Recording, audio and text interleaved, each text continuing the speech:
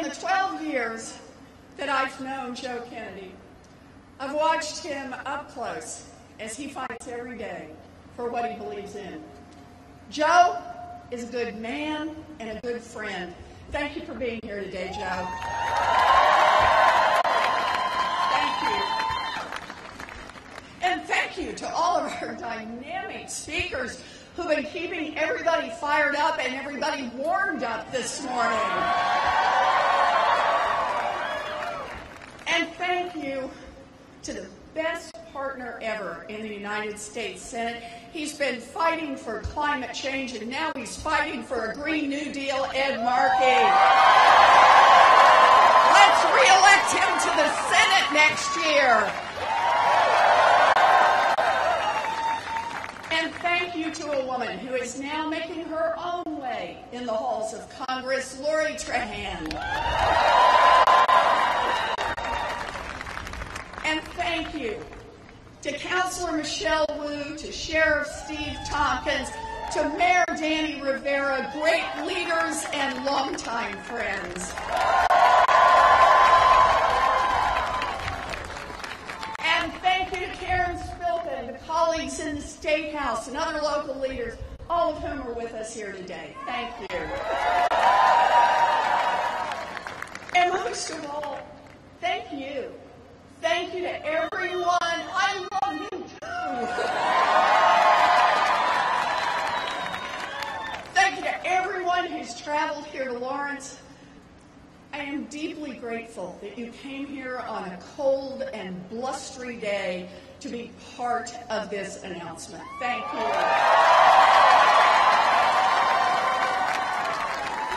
Thank you. So, I want to tell you a story. A little over 100 years ago, textile mills in Lawrence, like the ones behind us today, employed tens of thousands of people. Immigrants flocked here, think about this, from more than 50 countries for a chance to work in these looms. Lawrence was one of the centers of American industry. Yeah! Business was booming. The guys at the top were doing great. But workers made so little money that families were forced to crowd together in dangerous tenements, and many lived on beans and scraps of bread. Inside the mills, working conditions were horrible.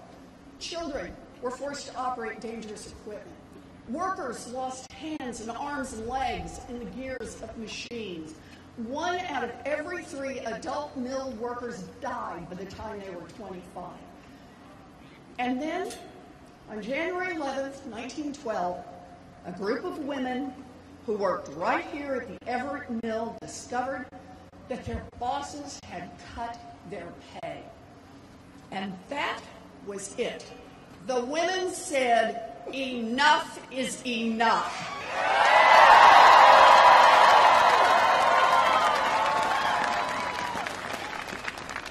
They shut down those looms and they walked out. And soon, workers walked out at another mill in town, and then another, and then another, until 20,000 textile workers across Lawrence were on strike. Now, these workers, led by women, didn't have much. They didn't even have a common language. Nevertheless, they persisted.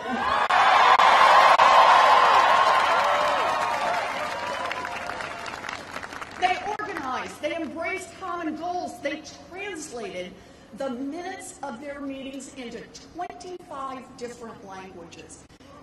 So that the English and Irish workers who'd been here for years, and the Slavic and the Syrian workers who were new to America could all stand together.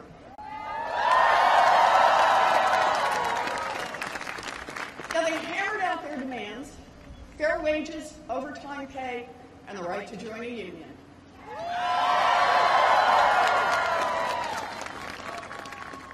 Big businesses at that time called those demands a threat to the very survival of America. And the bosses were determined to shut it down. They spread rumors and fear about the strikers. One factory owner even paid a guy to plant sticks and dynamite around town so that he could frame the workers as a violent mob. The mill owners also owned city government, and city government declared martial law and called in the militia. Some strikers died in violent clashes with the police. Understand, it was a hard fight. Families that were already going to bed hungry had to make do with even less. They were cold, they were under attack, but they stuck together and they won.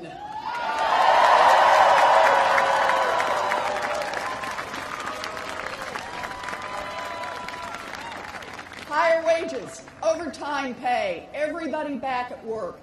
And those workers did more than improve their own lives. They changed America. Within weeks, more than 250,000 textile workers throughout New England got raises. Within months, Massachusetts became the first state in the nation to pass a minimum wage law.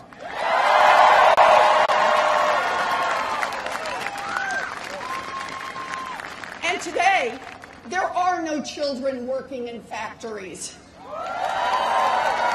We have a national minimum wage and national worker safety laws. Workers get paid overtime, and we now have a 40-hour week. That's right. Because of the workers right here in Lawrence and all across the country, we have weekends.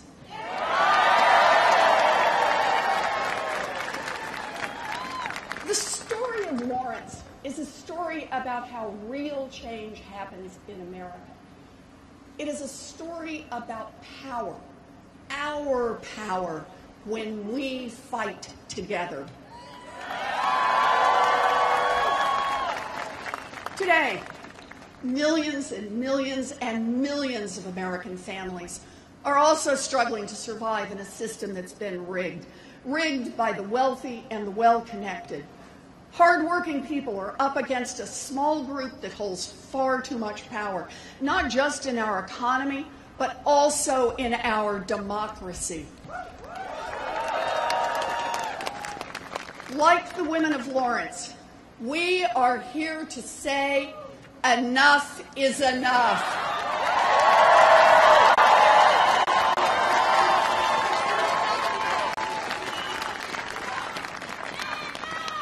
We are here to take on a fight that will shape our lives, our children's lives, and our grandchildren's lives just as surely as the fight that began in these streets more than a century ago.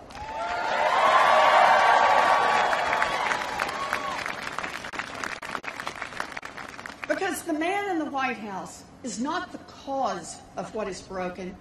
He is just the latest and most extreme symptom of what's gone wrong in America. A product of a rigged system that props up the rich and powerful and kicks dirt on everyone else.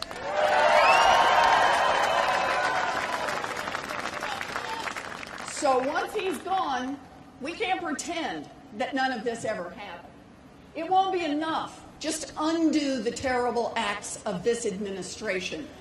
We can't afford just to tinker around the edges, a tax credit here, a regulation there. Our fight is for big structural change.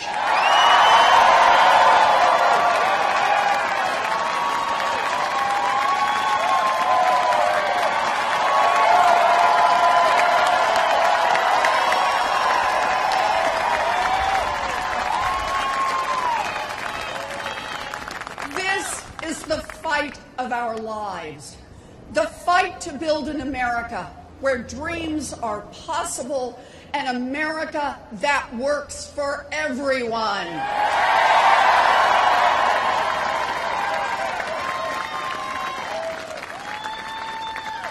And that is why I stand here today to declare that I am a candidate for President of the United States of America.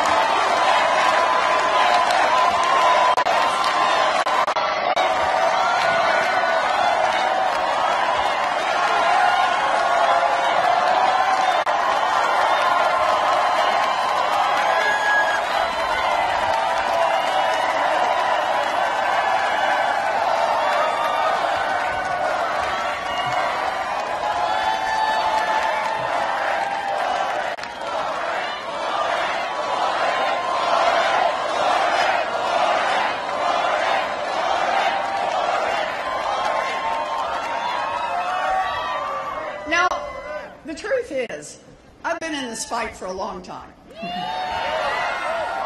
I grew up in Oklahoma on the ragged edge of the middle class. Now, when my daddy had a heart attack, my family nearly tumbled over the financial cliff. But we didn't. My mother, who was 50 years old and had never worked outside the home, walked to Sears and got a minimum wage job answering the phones. That job saved our house, and it saved our family. I ended up at a commuter college that cost $50 a semester.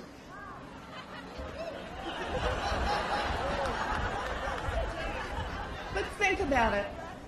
That is how the daughter of a janitor managed to become a public school teacher, a law professor, and a United States Senator. I believe in an America of opportunity.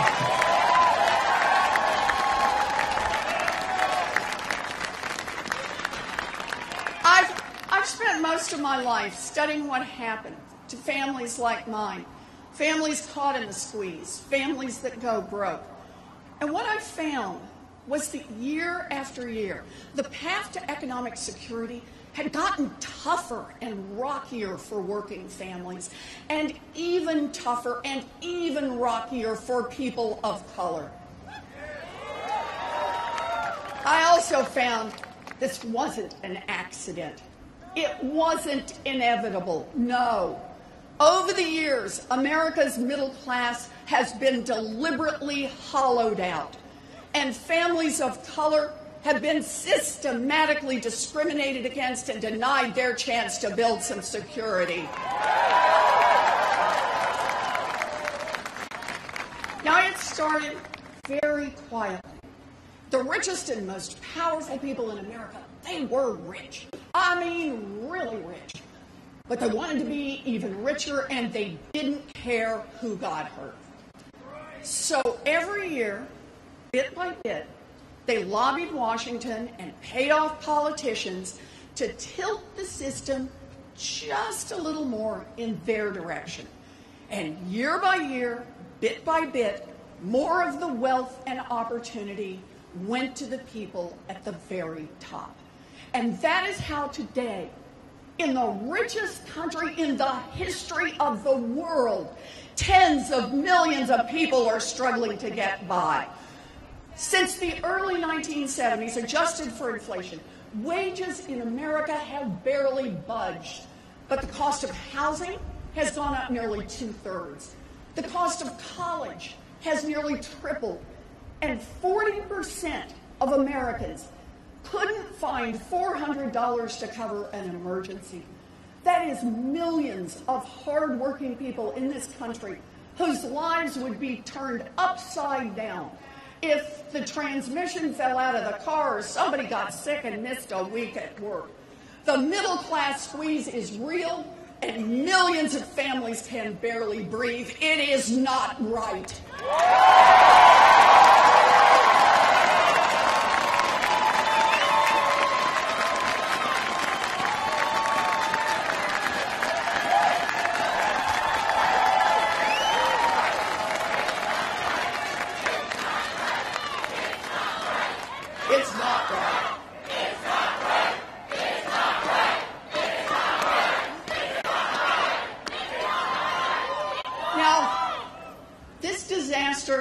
Has touched every community in America. And for communities of color that have stared down structural racism for generations, the disaster has hit even harder. Take home ownership, the number one way that middle-class families build wealth in our country. Back in 1960, it was legal to discriminate against families of color. And the gap between white homeownership and black homeownership rates was 27 percentage points. That's a lot. Over time, we changed the law to prohibit that kind of discrimination, and the gap began to close. But today, the home ownership gap between black and white families is 30 percentage points, bigger than it was back in 1960 when housing discrimination was actually legal. Race matters, and we need to say so.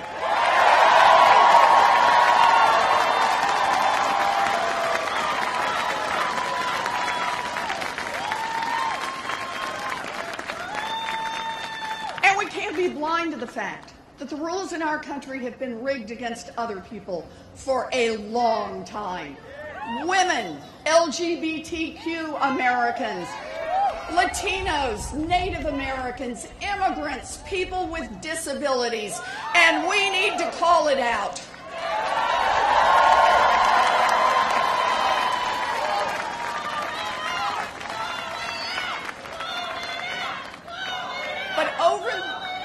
But over the course of a generation, the rules of our economy have gotten rigged so far in favor of the rich and powerful that everyone else is at risk of being left behind.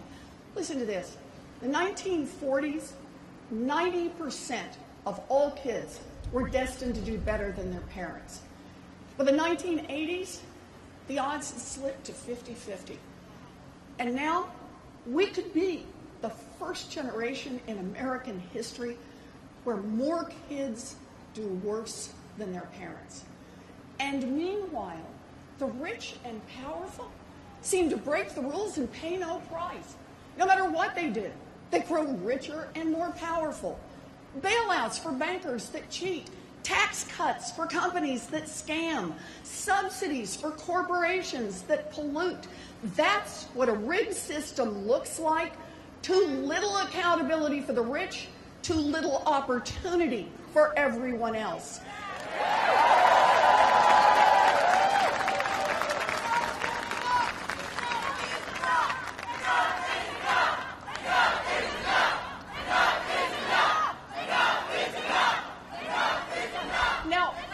Now when I talk about this, some rich guys scream, class warfare.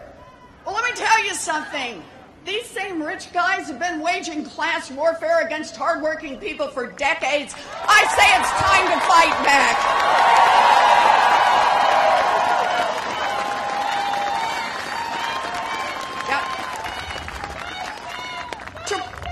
To protect their economic advantages, the rich and powerful have rigged our political systems as well. They bought off and bullied politicians in both parties to make sure that Washington is always on their side. Some of them have even tried to buy their way into public office.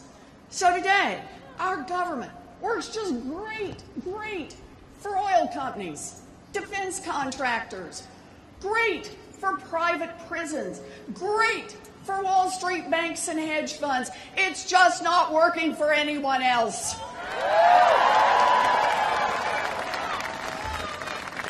And when it comes to climate change, our very existence is at stake. But Washington refuses to lift a finger without permission from the fossil fuel companies. That's dangerous and it's wrong.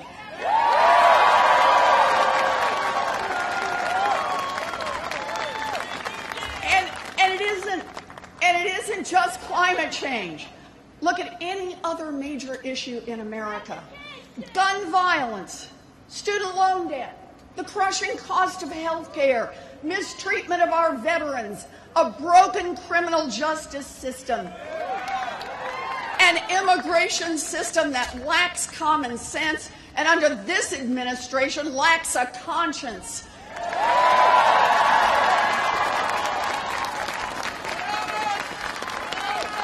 Overwhelming majorities of Americans want action. Huge crowds march on Washington demanding change. Letters, phone calls, protests, but nothing happens. Nothing. Why? Because if you don't have money and you don't have connections, Washington doesn't want to hear from you. When government works only for the wealthy and the well-connected, that is corruption, plain and simple, and we need to call it out.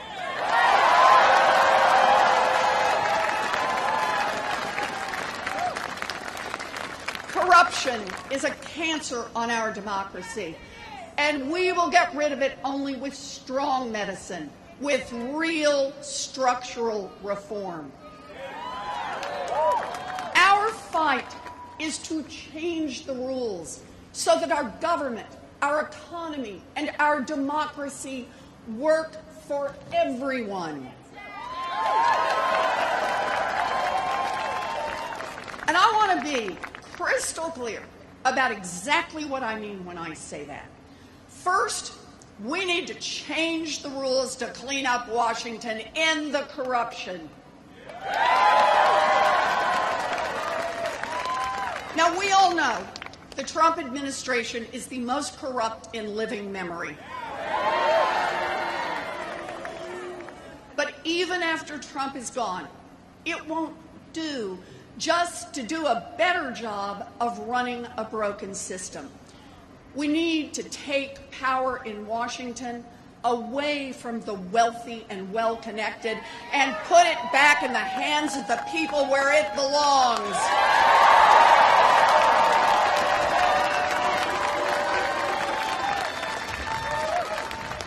And that is why I have proposed the strongest and most comprehensive anti-corruption law since Watergate.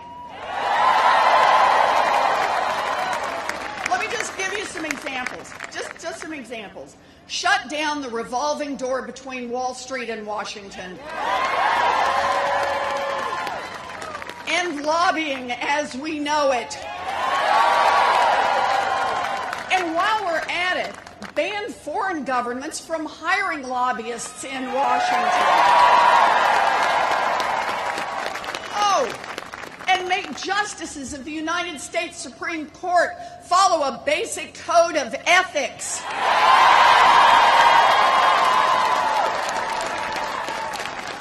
Ban members of Congress from trading stocks. How's that not already illegal?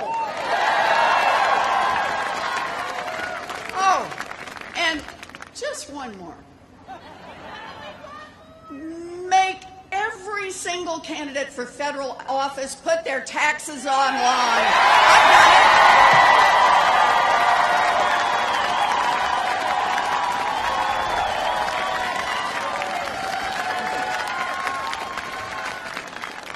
So that's one. Root out corruption in Washington. Now two. Change the rules to put more economic power in the hands of the American people, workers and small businesses. Middle-class families and people of color who've been shut out of their chance to build wealth for generations. And again, that requires real structural change. Right now, giant corporations in America have too much power, and they just roll right over everyone else. We need to put power back in the hands of workers. Make it quick and easy to join a union. Unions built America's middle class. Unions will rebuild America's middle class.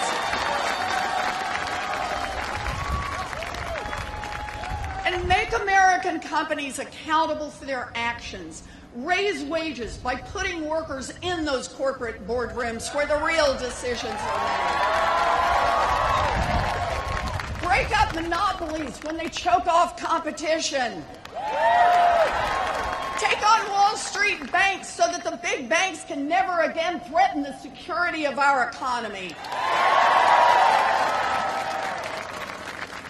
And when giant corporations and their leaders cheat their customers, stomp out their competitors, and rob their workers, let's prosecute them.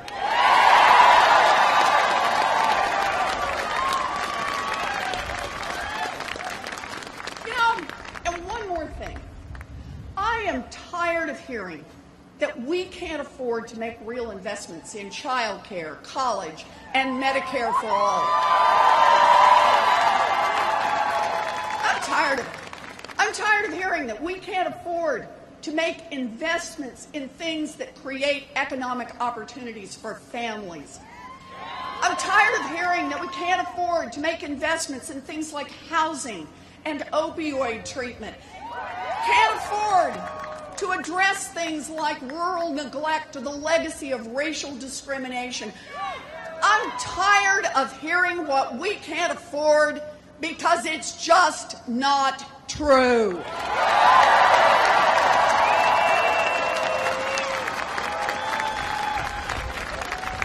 We are the wealthiest nation in the history of the world. Of course we can afford these investments. But we need a government that makes different choices, choices that reflect our values. Stop handing out enormous tax giveaways to rich people and giant corporations.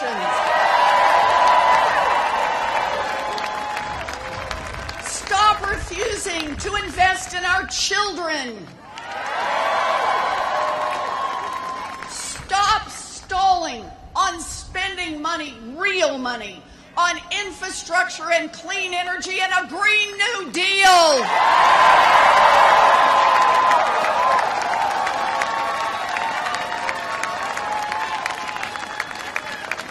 And start asking the people who have gained the most from our country to pay their fair share.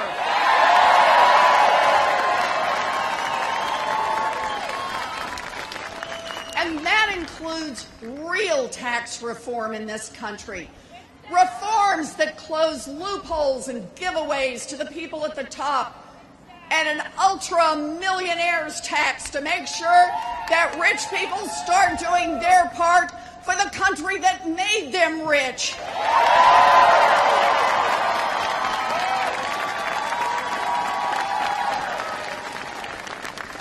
Okay, so that's one, clean up Washington.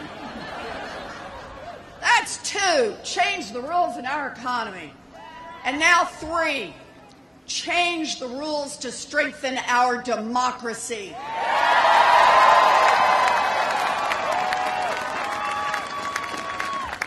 And that starts with a constitutional amendment to protect the right of every American citizen to vote and to have that vote counted.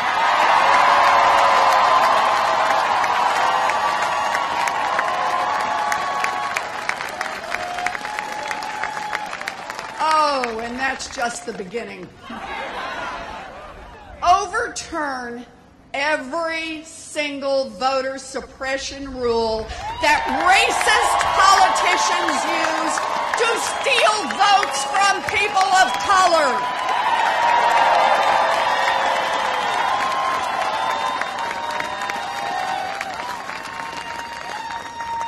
Outlaw partisan gerrymandering by Democrats or Republicans.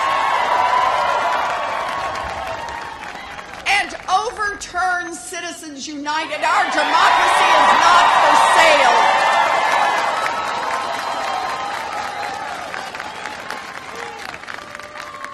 And by the way, if we truly believe that, then we also need to end the unwritten rule of politics that says that anyone who wants to run for office has to start by sucking up to a bunch of rich donors on Wall Street and powerful insiders in Washington. So, I'm opting out of that rule. I'm not taking a dime of PAC money in this campaign.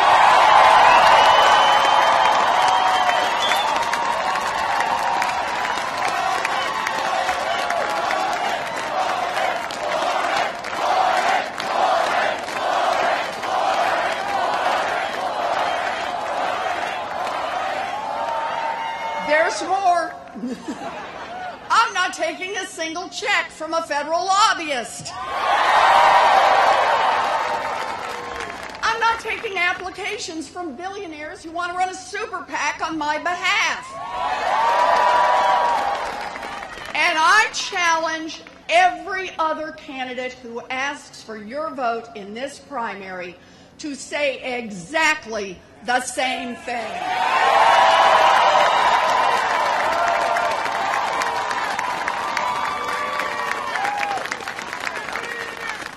So, it's not just elections. Real democracy requires equal justice under law. It's not equal justice when a kid with an ounce of pot can get thrown in jail while a bank executive who launders money for a drug cartel can get a bonus. We need reform.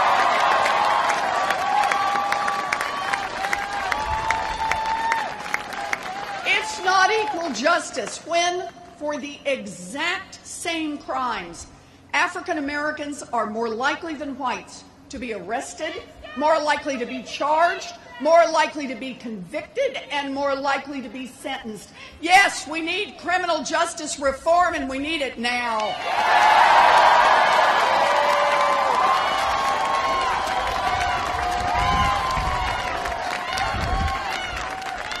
And one more thing we need to do to strengthen our democracy.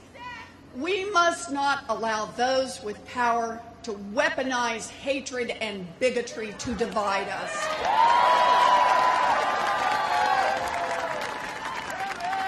More than 50 years ago, Dr. Martin Luther King Jr. went to Montgomery and warned us about the danger of division.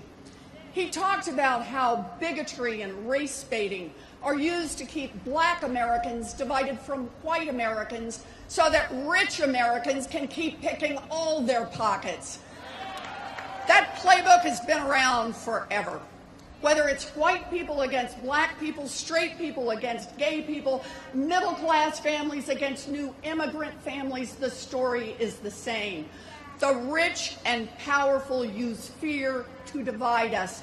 We're done with that.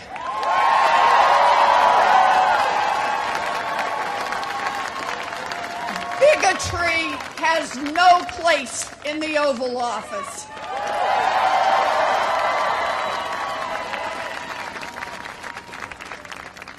This is who we are. We come from different backgrounds, different religions, different languages, different experiences. We have different dreams. We are passionate about different issues, and we feel the urgency of this moment in different ways. But today, we come together, ready to raise our voices together until this fight is won.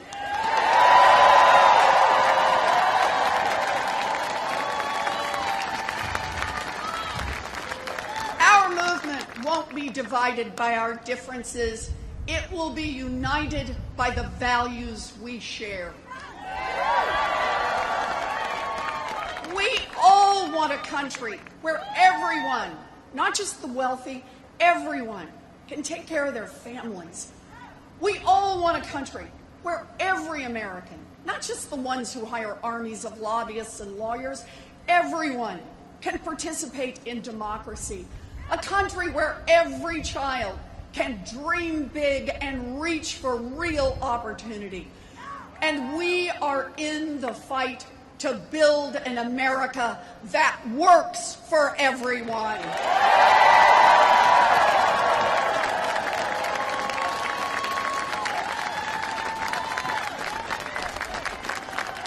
So look, I get it. This won't be easy. Now, there are a lot of people out there with money and power and armies of lobbyists and lawyers. People who are prepared to spend more money than you and I could ever dream of to stop us from making any of these solutions a reality. People who will say it's extreme or radical to demand an America where every family has some economic security and every kid has a real opportunity to succeed. And I say to them, get ready, because change is coming faster than you think.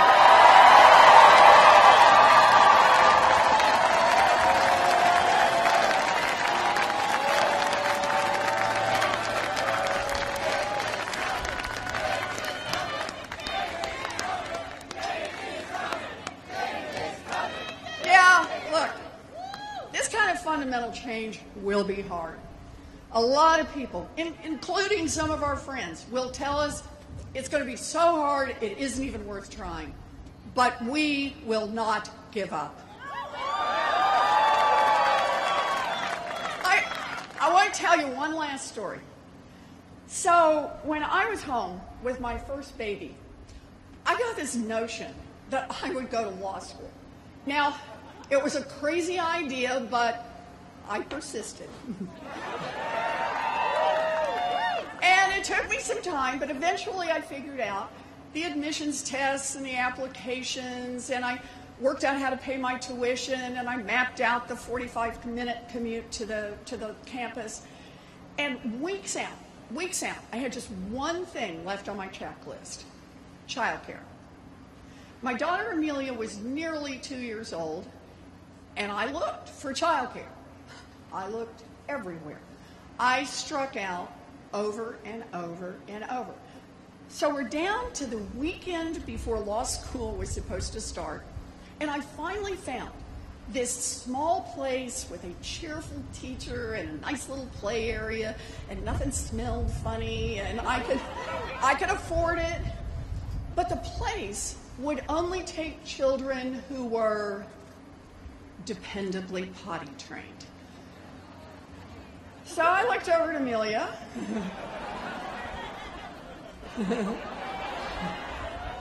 She was happily pulling toys off the shelf, her diaper barely covered by her pink stretchy pants. Dependably potty trained. I now had 5 days to dependably potty train an almost 2-year-old. All I can say is, I stand before you today courtesy of 3 bags of M&Ms and a cooperative toddler.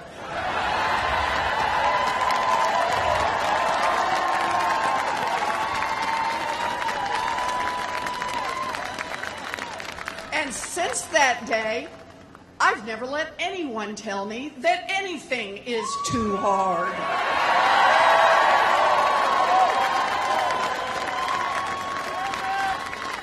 Now, how they have tried.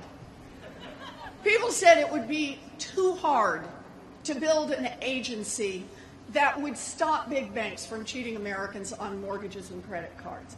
But we got organized, we fought back, we persisted, and now that consumer agency has forced these banks to refund nearly $12 billion directly to people they cheated. Yes. And when Republicans tried to sabotage the agency, I came back here to Massachusetts and then ran against one of them. Now, no woman had ever won a Senate seat in Massachusetts, and people said it would be too hard for me to get elected. But we got organized, we fought back, we persisted, and now I am the senior senator from the Commonwealth of Massachusetts.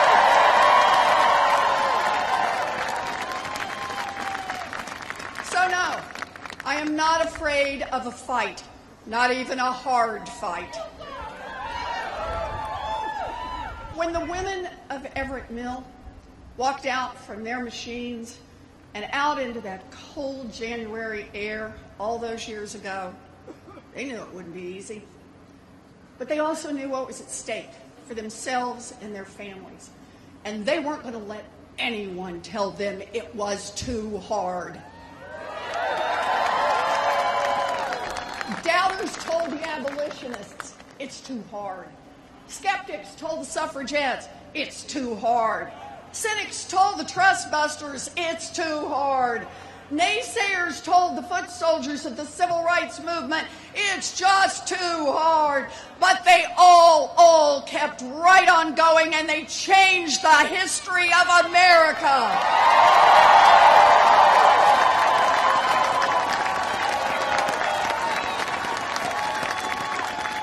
And sure, there'll be plenty of doubters and cowards and armchair critics this time around.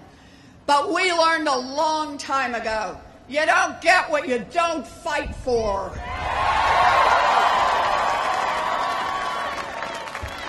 We are in this fight for our lives, for our children, for our planet, for our futures, and we will not turn back.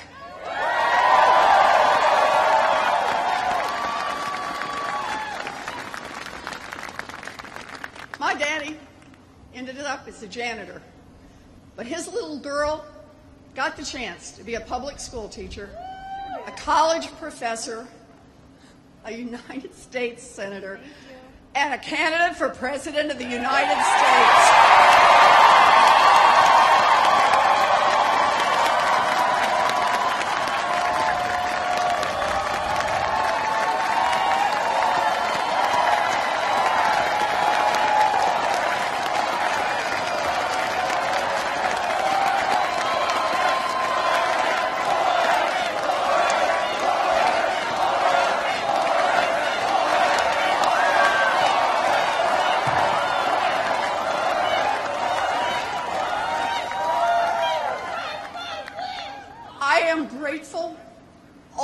my bones.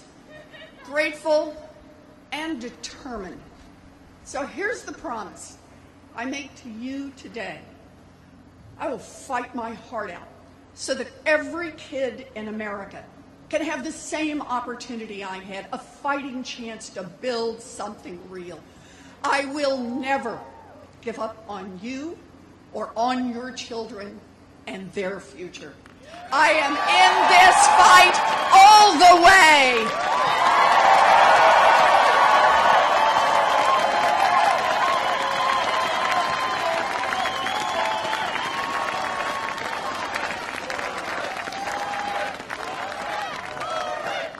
Okay. It's a long way to Election Day, but our fight starts here, and it starts with every one of you. It starts with your decision to get involved right now. So join us on ElizabethWarren.com. Help us organize, volunteer, pitch in $5. We need everyone in this fight. Everyone.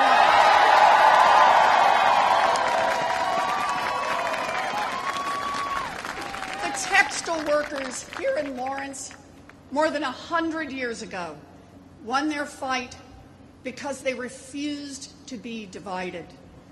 Today, we gather on those same streets, ready to stand united again.